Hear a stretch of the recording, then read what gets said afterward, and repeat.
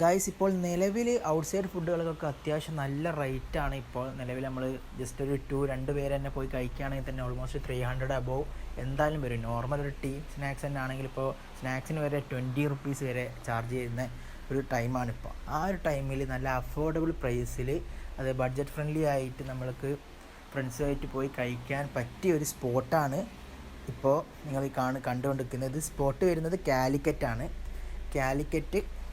കാലിക്കറ്റ് മുഗ്ദാർ ബീച്ചിലാണ് ഈ ഒരു food spot വരുന്നത്. ലോഡഡ് ഫ്രൈസ് ഇഷ്ടമുള്ളവർക്ക് പറ്റിയൊരു ഫുഡ് സ്പോട്ടും കൂടിയാണ്. അപ്പോൾ അതിൻ്റെ പ്രൈസ് വരുന്നത് നല്ല ബഡ്ജറ്റ് ഫ്രണ്ട്ലി ആയി ജസ്റ്റ് ഒരു 130 റുപ്പീസ്, ജസ്റ്റ് 130 റുപ്പീസ് മാത്രമാണ് ഈ ഒരു പോർഷന് വരുന്നത്.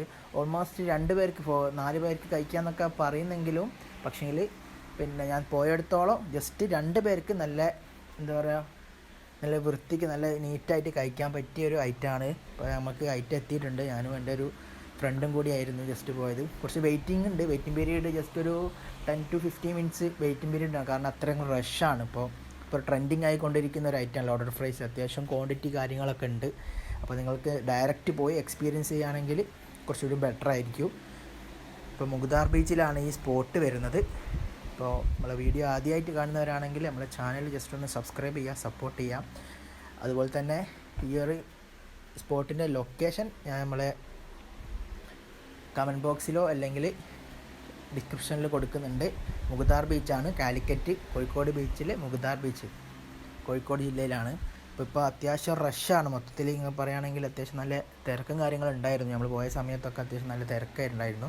അപ്പോൾ നിങ്ങൾക്ക് നോക്കിയാൽ കാണാൻ 2 പേര്, ഞാനും എൻ്റെ ഫ്രണ്ടും കൂടിയാണ് പോയത്. അത്യാവശ്യം ക്വാണ്ടിറ്റി ഉണ്ട്, അതുപോലെ തന്നെ അഫോർഡബിൾ പ്രൈസുമാണ്.